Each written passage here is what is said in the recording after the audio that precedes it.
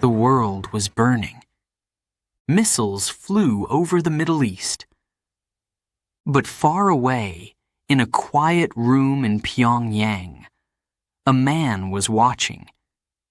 He said nothing at first, but his silence was not peace. It was the start of something darker.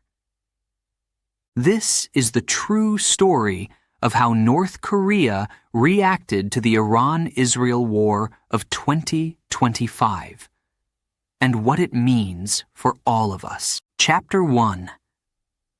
A World in Flames. The world changed in just one night. Missiles flew over the Middle East.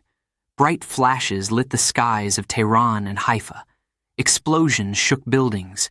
Sirens screamed. People ran. Children cried. The war between Iran and Israel had begun. TV channels across the globe interrupted their programs. Breaking news. Israeli jets strike Iranian nuclear facilities. Iran responds with missile attacks. Some called it a new regional war. Others feared it might become World War III. In the middle of this chaos, North Korea said nothing. Not at first, but in Pyongyang, behind closed doors, people were watching, not just citizens, generals, advisors, and the man at the center of power, Kim Jong-un. He sat in his office, eyes fixed on a large screen, footage of burning oil fields, crowds chanting in the streets of Tehran, emergency meetings at the UN. Kim didn't speak. Not yet. But he understood something. This war was an opportunity. For many years, North Korea had felt isolated. Sanctions, warnings, military pressure. But now, the world's attention was elsewhere. No one was looking at North Korea. They were too busy with the Middle East. And that silence, that space, was powerful. Kim knew this. In the state news agency, KCNA, editors waited. Would they publish a message? Would they remain silent? The answer came 2 days later. But before that, let's go back to the first hours of war. The Iranian government accused Israel of starting the conflict. They said Israel had crossed a red line by bombing military sites near Isfahan. Israel answered, "We acted to protect ourselves from a nuclear threat." The U.S. gave support to Israel. Russia warned both sides. China called for peace. And North Korea? Still watching, still silent. But inside their military headquarters, something was moving. A meeting of top commanders was held. Sources later said that North Korea had raised its military alert level, quietly. No rockets were fired. No speeches were made.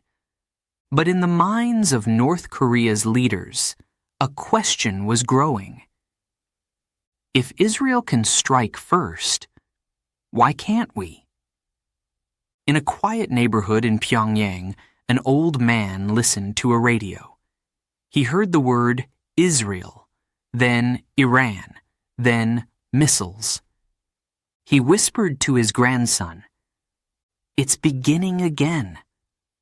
"What is, grandfather?" "A storm, and storms bring change." By the end of the day, social media in South Korea exploded. People feared North Korea might use this moment to test a missile. Journalists asked questions. The Pentagon watched satellite images. Still, no action. Just waiting. And that waiting was louder than words. Because when North Korea waits, The world worries. In the final moments of the day, a single sentence appeared on North Korea's official TV. The supreme leader is studying the global situation carefully. No blame, no support, no smile. Just calculated silence. But the silence was only the beginning. What will North Korea say next? And what will they do when the world isn't watching? The answers start in Chapter 2. Chapter 2. The first words from Pyongyang. The silence was broken. At last. 3 days after the first missiles hit Iran, North Korea finally spoke. It was early morning in Pyongyang. Cold air moved across the city. Citizens walked to work, radios in their pockets. At exactly 7 a.m., the news began. A calm voice said, "The Democratic People's Republic of Korea strongly condemns the Zionist attack on the sovereign territory of the Islamic Republic of Iran." There it was. The first official statement. The anchor didn't raise her voice. She spoke slowly, clearly, with purpose. This act of war, she continued, was not only aggressive, it was criminal. The United States and its allies gave permission for this crime. The words hit like a drum. Criminal. Permission. Zionist. For North Korea, this was not just a comment. It was a signal. A message to the world. People in Seoul, Tokyo, and Washington listened closely. What did this mean? Was North Korea planning something? In Iran, the response came quickly. A government spokesperson said, "We welcome the support of our North Korean friends who understand the truth." It was the first public connection between Iran and North Korea since the war began. Some experts smiled. Others looked worried. Back in Pyongyang, the day continued. But the tone had changed. At schools, students heard lessons about imperialism and resistance.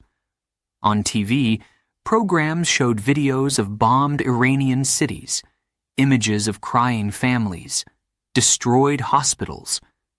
The narrator's voice said, "This is what the West brings: death, destruction, and lies."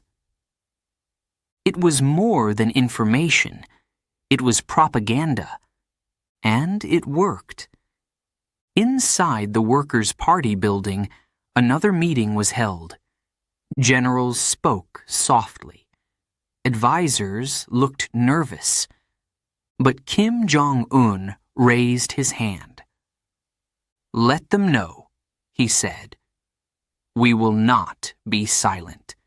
This is our moment to speak truth."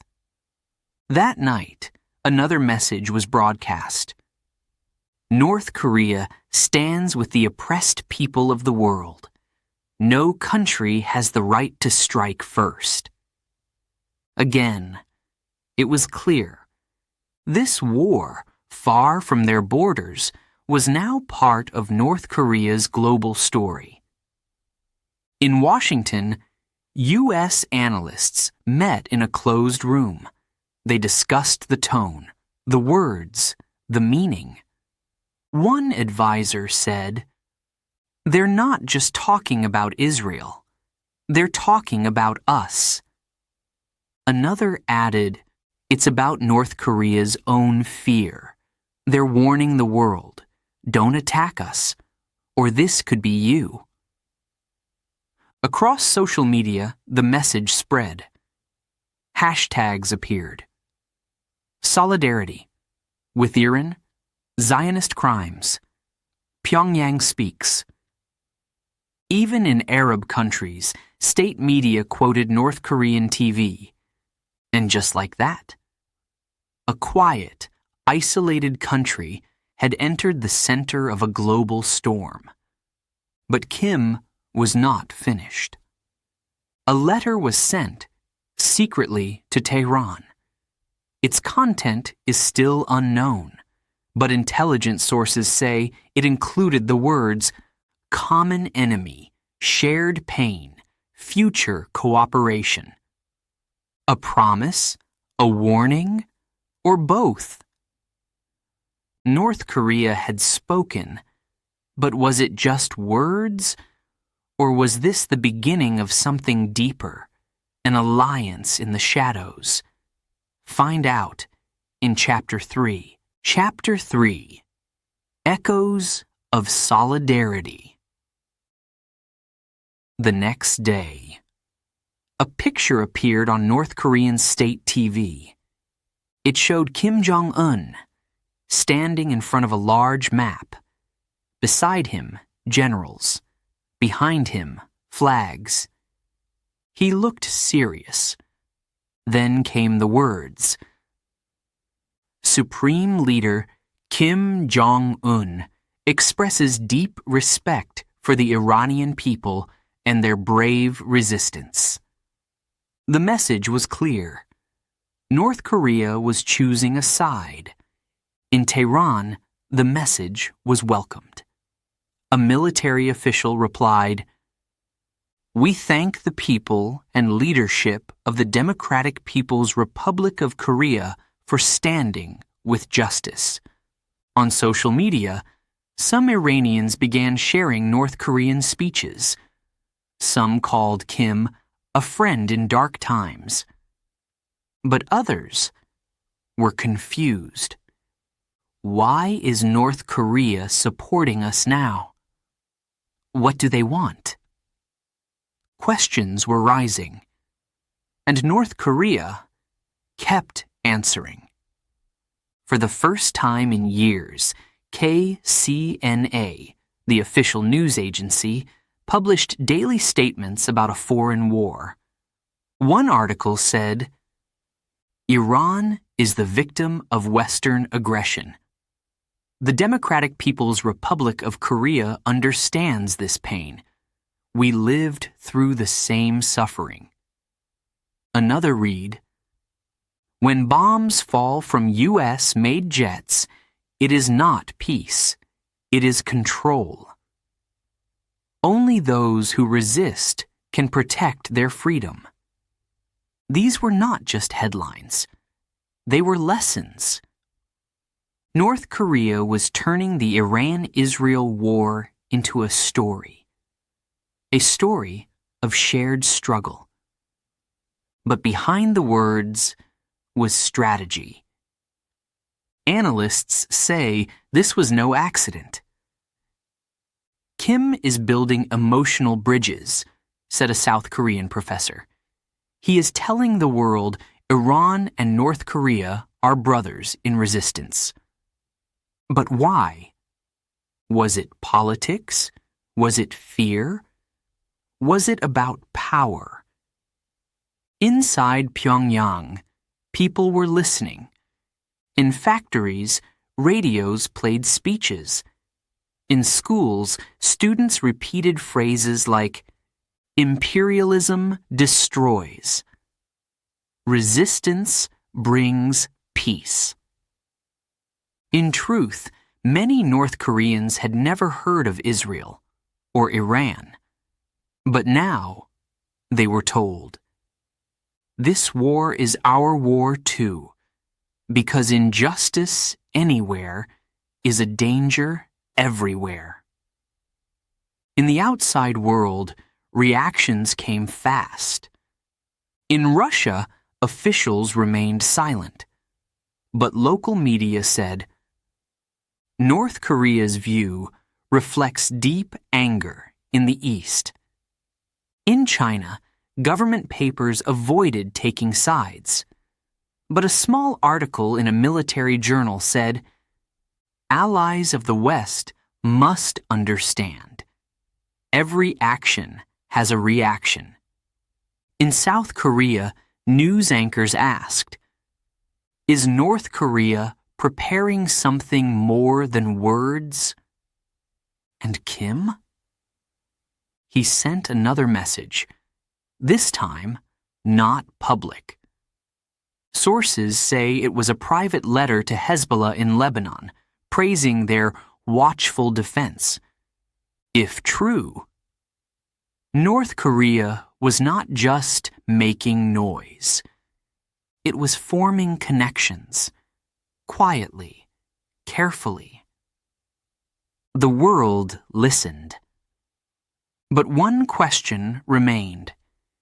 Will this end with statements and speeches, or is something bigger coming? Words have power, but what happens when those words become actions? In the next chapter, we explore how this war shaped North Korea's view of nuclear weapons. Stay with us. For Chapter 4. Chapter 4. Lessons in Nukes. The bombs in Iran, the strikes in Israel. They were loud, but the real sound was quieter. It was the sound of leaders thinking, planning, rewriting the rules. And in North Korea, that thinking went deep.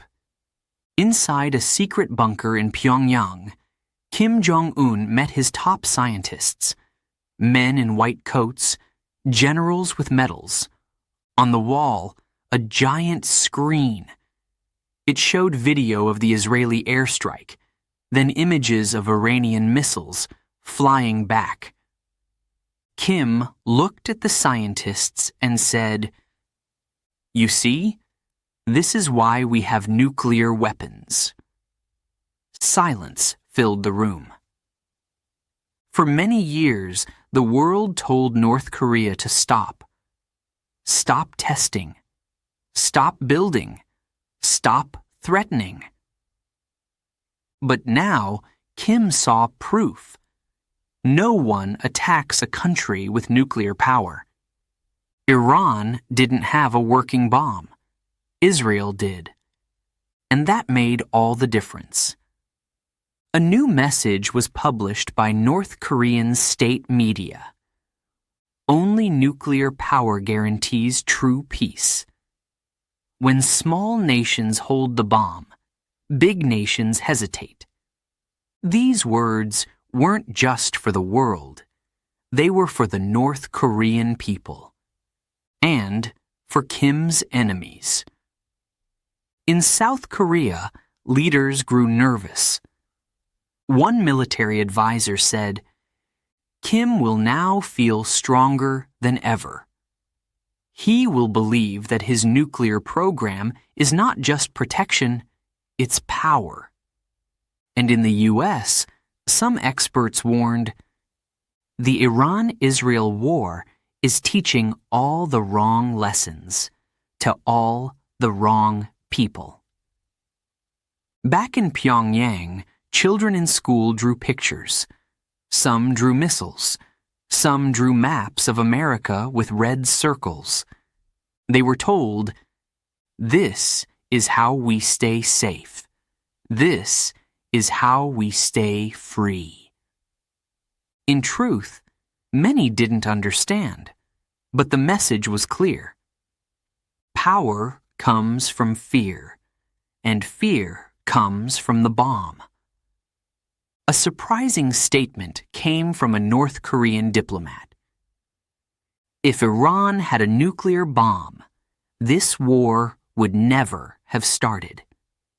Peace comes only when your enemies are afraid to strike. It shocked many in the West, but in Pyongyang, it made perfect sense. Kim ordered a new round of missile tests. Not now, not tomorrow, but soon. Let them watch us, he said. Let them worry. That is our strength.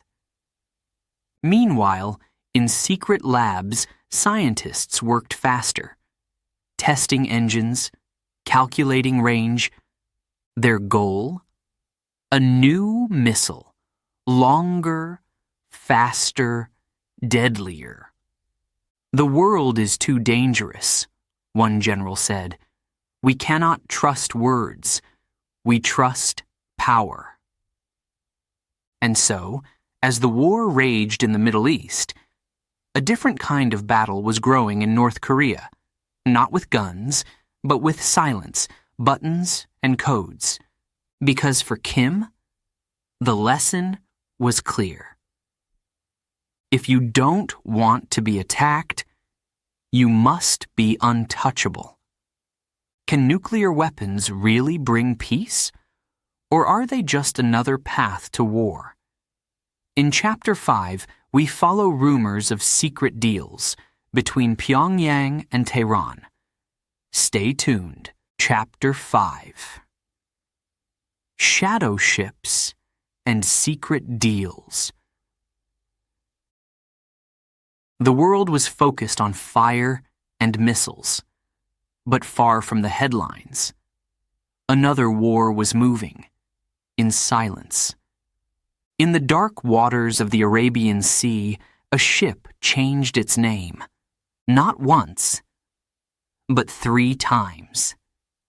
First, it was called the Moonlight, then Tianjin Pearl. Finally, Rosa Star. Its flag? Unknown. Its destination? Hidden. Its cargo? Weapons. Intelligence reports from Europe said, a shipment of small arms, anti-tank rockets, and drones left North Korea, heading toward Yemen. Why Yemen? Because the Houthis, an Iranian-backed group, were now fighting on Iran's side, and North Korea was watching closely. Experts began to whisper, is Pyongyang helping Iran? Are they sending weapons, like in the old days? Some said yes. They pointed to documents, satellite photos, cargo leaving the port of Nampo, west of Pyongyang, boxes marked with numbers, no country name, no flag, just movement.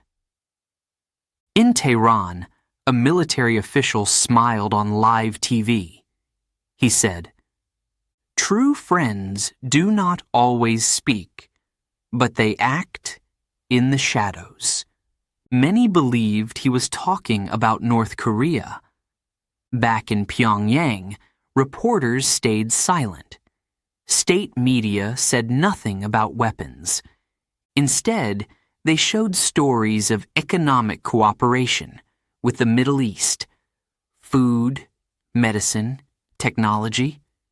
But in reality, what was being exchanged was far more dangerous. Cyber experts found more clues. Suddenly, Iranian radar systems began working faster, more accurate, more secure. One analyst said, this looks like North Korean software. We've seen it before. If true, then Pyongyang wasn't just sending guns.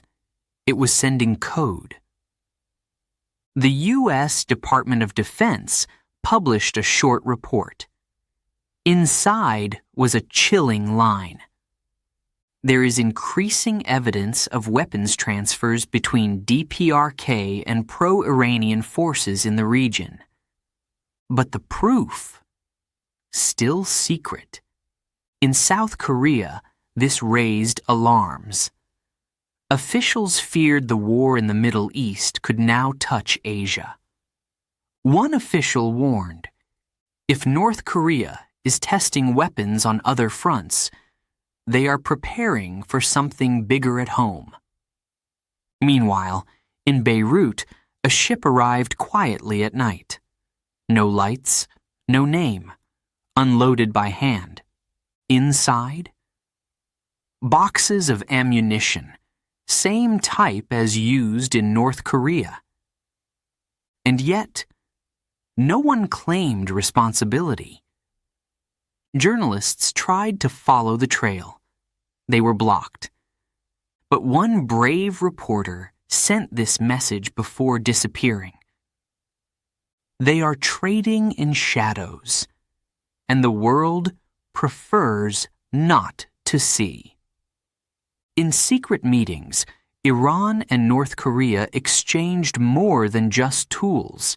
They shared strategies, how to resist sanctions, how to hide weapons, how to survive.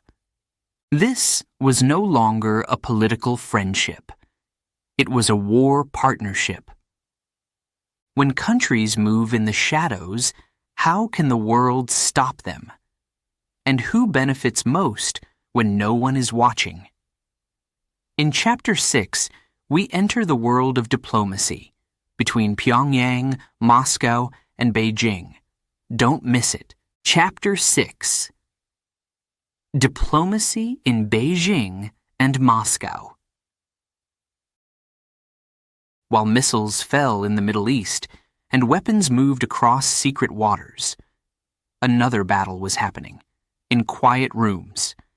This battle had no guns, no smoke, no shouting. It was the battle of diplomacy. In Beijing, Chinese officials met behind closed doors. No cameras, no reporters, only silence and strategy. One advisor asked, "Why is North Korea speaking so loudly about the Iran-Israel war? What are they planning next?" Another replied, "Maybe they are testing us." China had always supported North Korea, but carefully, quietly. Now, Pyongyang was becoming louder, stronger, more involved in global conflicts, and China didn't like surprises. At the same time, in Moscow, Russian leaders met with North Korean diplomats. Photos were taken, smiles were shared, but the words spoken in private were serious. A leaked report later said, Russia asked North Korea to slow down public statements. They fear more chaos in the region. Why? Because Russia was already involved in Ukraine. They didn't want another crisis to manage. But Kim Jong-un had his own plans. He sent messages to both capitals. To Beijing. We are acting in defense of oppressed nations. We expect respect, not warnings. To Moscow, you fight your war. Let us speak in ours. It was bold, even dangerous. In response, China reduced some trade activity, silently. Goods moved slower. Fewer trains arrived in North Korea. No official reason was given, but everyone knew. It was a message. Careful, Kim. Don't go too far. Russia chose a different way. They offered something small, military advice. A Russian official said, North Korea has the right to speak, but must understand when to speak and when to act. Kim listened, but he did not stop. Instead, he ordered more broadcasts, more statements, more support for Iran, more fire in his voice. One Chinese diplomat whispered to a journalist, Pyongyang is playing a dangerous game. but maybe they know exactly what they are doing. The world's map was changing. North Korea was no longer just a small, closed country. It was now a player in global talks, not because of wealth, not because of peace, but because of boldness. In a small meeting in Geneva, a European official said, "North Korea is no longer silent. They're shaping events far beyond their borders." A reporter asked, "And China? Will they stop them?" The answer: they will try. But Kim doesn't wait for permission anymore. When friends become nervous and allies grow cold, can North Korea still hold its position? In Chapter 7, we move to Seoul, where fear grows louder by the day. Stay with us. Chapter 7, South Korea's Alarm. The war was far away, but in Seoul, the fear felt close. South Koreans turned on their TVs every night, not for drama, not for sports, but for one question. What will North Korea do next? In government buildings, alarms were tested, underground shelters cleaned, military phones rang without pause. The war in the Middle East had opened another front, a front of anxiety in the South. On the news, a reporter asked, "Could Kim Jong-un use this moment to make his move?" A retired general replied, "When the world looks away, North Korea looks ahead." The South Korean army raised its alert level. Jets flew closer to the border. Soldiers trained longer. One young officer said, "We are not just watching the Middle East, we're watching Pyongyang." But fear did not stay in the military. In the streets of Seoul, parents spoke in whispers. Teachers changed class topics. "Stay prepared," one school official told her students. "Just in case." Even young children began asking, "Will there be war here too?" At the Blue House, South Korea's presidential office, leaders held late-night meetings. Satellite images showed unusual movements near the DMZ, a train heading north with military equipment, a strange increase in radio signals. What did it mean? No one knew for sure. But the timing was dangerous. Then came the broadcast. North Korean TV showed a dramatic video. Flames, maps, a missile launching. A deep voice declared, "Our enemies must understand we are always ready. War in one place is a warning in all places." It wasn't just a message to Israel or the U.S. It was also for South Korea, a message filled with fire. The next day, a South Korean intelligence report leaked. It said, "There is a high probability that North Korea will use this moment to provoke tensions, either with a missile test or cyber attack." That word, provoke, was on every screen.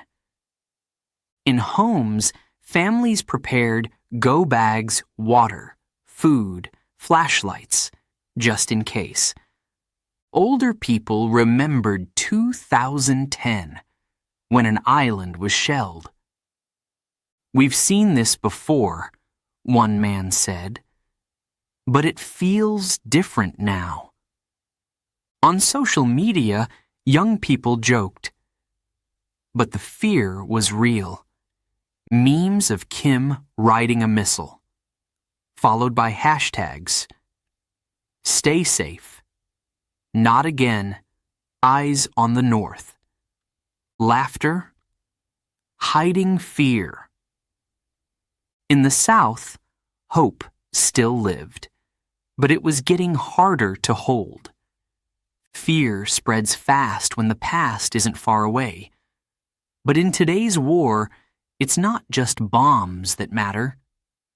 In Chapter 8, we dive into North Korea's new weapon, cyber power and propaganda. Are you ready? Chapter 8, Cyber Signals and Propaganda. It began without sound. No rockets, no planes, no fire, just screens. In the middle of the Iran-Israel war, something strange happened online. Hospitals in Tel Aviv lost power. For 5 minutes, traffic lights in Haifa blinked out of control. Even news websites went dark. At first, it looked like a glitch. But then, experts found the truth. It was a cyber attack. The world searched for answers. Iran? Russia? But one name appeared in secret reports. North Korea. Yes. Pyongyang was silent. No public threats. No loud moves. But in the shadows of the internet, their fingers were moving. Cyber teams in Unit 180, a secret North Korean group, had been watching the war carefully. They studied every move, every weakness. Then they acted. In Iran, one military system suddenly improved. Faster response, stronger firewalls. A U.S. analyst said, "It's as if someone gave them the code, and we think that someone is North Korea." At the same time, strange news began spreading online. Stories appeared on Arabic and Asian websites. Israel plans to use chemical weapons. The U.S. will soon invade Iran. North Korea will send troops to help. All fake, all carefully written, and all traced back to Pyongyang's digital army. This was no mistake. This was information warfare. North Korea was not just helping Iran with weapons. They were helping with words, changing the story, controlling the emotion, turning fear into anger against the West. On North Korean TV, the message was loud. Western lies must be destroyed. Only truth can bring peace. Then came a short video, dramatic music, war footage, and Kim Jong-un's voice. In war, there are many weapons. Some fly, some fire, but the most powerful enters the mind. In Seoul, cyber experts raised alarms. "This is bigger than hacking," one said. "It's a digital war of hearts and minds." Young people in North Korea were also part of it. In schools, they learned how to write truthful messages for foreign websites. They were told, "The world believes lies. It's your duty to tell them what's real." But was it truth? Or just another kind of propaganda? In Europe, a report warned, North Korea is testing its cyber skills on a live battlefield. And it's working. But this battle wasn't over. Because every cyber attack brings a question. If they can do this now, what will they do next? The battlefield has moved from bombs to bites, and now, North Korea is ready for its biggest step yet. In the final chapter, we face the truth. A darker alliance is rising. What does it mean for the world? Join us in Chapter 9. Chapter 9. A Darker Alliance. The war in the Middle East continued. Explosions, sanctions, speeches. But behind all that noise, something darker was forming. An alliance. Not written in paper, not shown in pictures, but real. North Korea was no longer just watching, no longer just speaking. They were choosing sides. In a speech broadcast on Pyongyang's national TV, Kim Jong-un stood alone. No crowd, no flags, just his voice. In this world, justice must stand together. The oppressed must unite. North Korea will not be silent. We stand with Iran. We stand with those who resist. It was the clearest signal yet. This was not just support. This was alignment, a bond between Tehran and Pyongyang, built not on peace, but on common enemies. In Western capitals, the message hit hard. The U.S. Secretary of Defense warned, if North Korea continues aiding Iran and its partners, it will face severe consequences. Europe held emergency meetings. Sanctions were discussed. More pressure was planned. But Kim didn't blink. Instead, he made a call. To Iran. What was said remains secret. But 3 days later, new images appeared. Missile parts in Yemen, marked with codes linked to North Korean factories. The message was simple. We're in this together. In the streets of Tehran, posters were hung. One showed the faces of two leaders, Kim Jong-un and Iran's supreme leader. The words beneath said, different lands, same mission. But what was that mission? For some, it was resistance. For others, revenge. For many, just survival. In Seoul, fear turned into planning. Military drills increased. Missile defenses were tested. One South Korean general said, "This is no longer just about Israel or Iran. This is about alliances that may one day reach our door." In Washington, a senator asked, "What happens if Iran falls? Will North Korea rise stronger? And what happens if both survive and grow closer?" The answers were unclear, but one thing was not. The world had changed. A final headline from North Korea read, "Enemies grow louder, but so does our strength, and we are not alone anymore." So now, the question is yours. Has the world entered a new age of dangerous friendships? Or is this just another chapter in a long story of power and survival? Only time will tell. Thank you for listening to this true story told in simple English. We hope it helped you learn.